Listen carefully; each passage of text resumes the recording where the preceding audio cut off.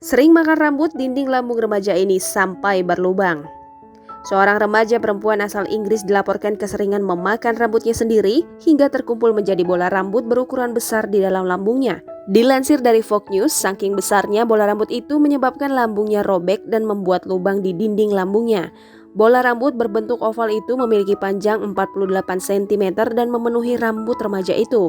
Menurut laporan yang diterbitkan di jurnal BMJ Case Reports, gadis berusia 17 tahun itu awalnya pergi ke rumah sakit setelah pingsan 2 kali. Wajah dan kulit kepalanya memar saat jatuh pingsan.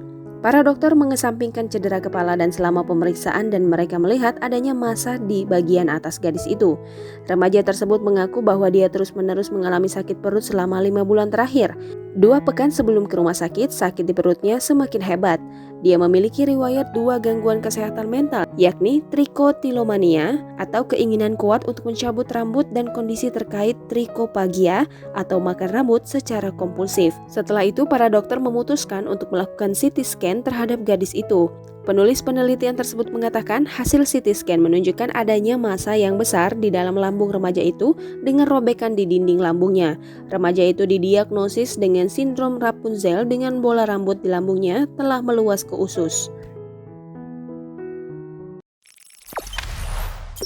Jangan lupa subscribe, share, komen, dan like ya!